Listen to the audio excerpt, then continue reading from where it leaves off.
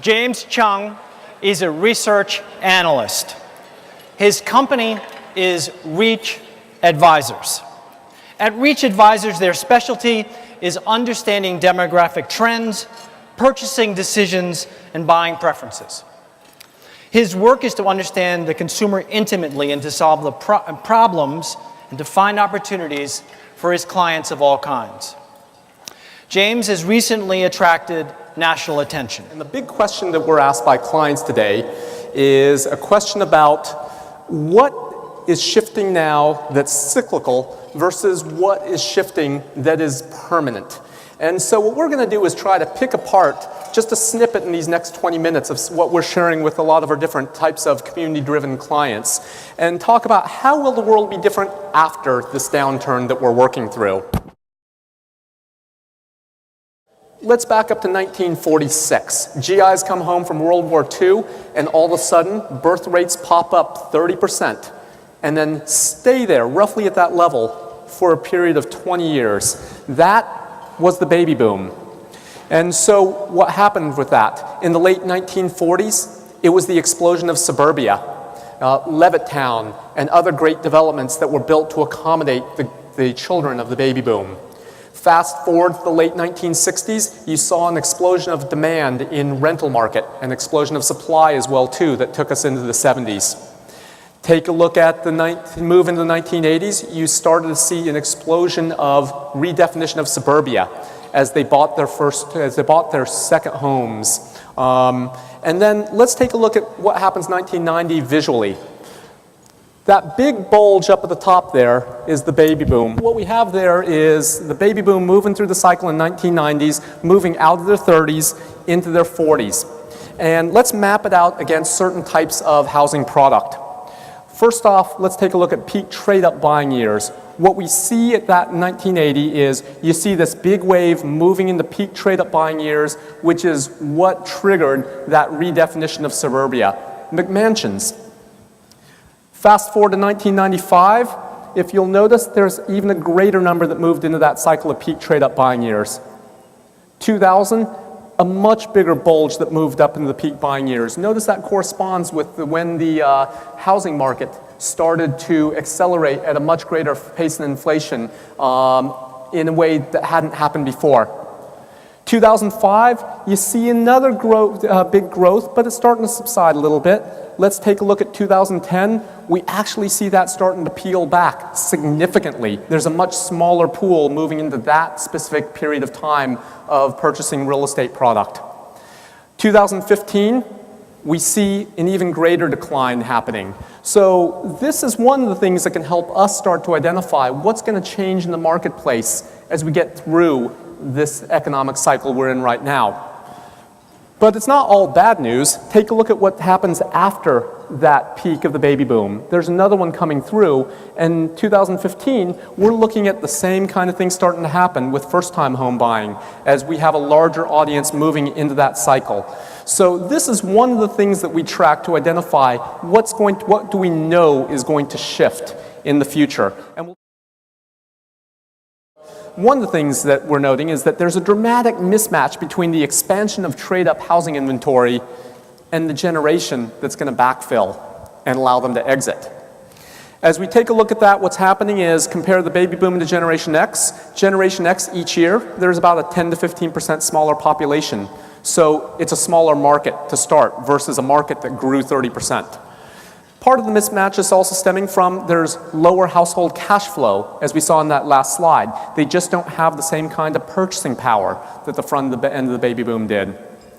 Another challenge is that in our survey work we're doing for our clients, we're finding that the generation moving into those peak trade-up buying years have less willingness to place economic value, cash on the table, on premium housing, premium lot, premium neighborhood characteristics. They don't find as much value, they don't want to pay as much for that. But we're also seeing that this generation moving in is more willing to place economic value on community characteristics. It's less about the home representing who they are.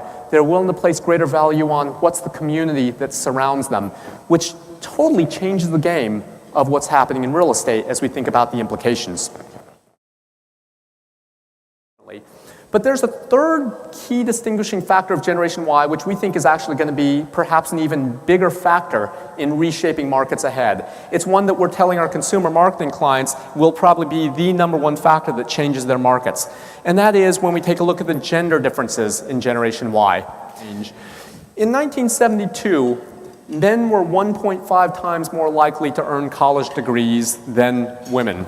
And it probably has a lot to do with explaining why the ratio in the audience looks like it's a little bit more than a 1.5 time ratio. There's a new generation gap happening. What happened was, over time, women started catching up. But the surprise is that when women caught up to men, we would sort of assume it would have plateaued, that they caught up, the gap was gone. But what happened was women's education rates ended up continuing to increase at the same rate while men started dropping. So at this point, the real generation gap is that women are 1.5 times more likely. Women in their 20s are now 1.5 times more likely to graduate with a college degree or earn advanced degrees than men at this point. There is a gender gap in America where a woman who works full-time only earns 79 cents on the dollar of what a man does who works full-time. However, if you take a look at this generation where things have changed, we've found something different. The gender gap no longer exists, but they didn't just catch up. They've blown through the gender gap. Single women in their 20s now earn 108% of what their male counterparts do in DC. It's a different world now. We're seeing this trend happen in every single city that we examine. Where they have a knowledge base, employment base. This is going to be something that's going to change a lot of things. Well, too. So just to recap this 20-minute snippet here, the key changes ahead for development that we know are more than just cyclical include you have the Generation Y age wave coming through the pipeline, just as the baby boomers did. But add in the gender dynamics that are changing so dramatically. Another key change we talk about is the browning of America. The country is going to look a lot differently in the future than it does in audiences that in some of the audiences that I speak to. Shifting income dynamics. We will not see the same kind of patterns that we necessarily saw in the bubble of the last few years. Economically, it's mathematically impossible to see that kind of structure that's happened. The graying of America. The baby boom age wave will change and reshape markets as well too. The challenge for a lot of organizations though is that everyone knows that one and everyone is rushed to supply that market, which has actually created oversupply in a lot of categories. But what we do know is that those changes will shift real estate demand patterns with certainty. That these changes are more than just an economic cyclical reaction to the downturn that we've had. But what we see is that what's happened is the economy has only exposed a number of fundamental seismic fissures that were already en route and taking shape that we know will end up dominating the next decade. Now, the challenge with this is, as we look at the change of this magnitude, what we see in our economic history analysis is that it's the incumbents that are almost always the most challenged in responding to changes of this magnitude. In consumer markets that we track, we've noticed that market leadership tends to hang around in about 15 to 20-year cycles. Basically, there's a company that rises to ascension and then maintains there because they serve that audience that's moved into their peak buying years so well, but then it starts to wane over time. They lose their grip in that. And what happens is that that's the opportunity where upstarts tend to be able to come in because they tune better for that audience moving into that generational shift moving in their peak buying years. And we're seeing that happen in industry after industry after industry as we look deeper into this.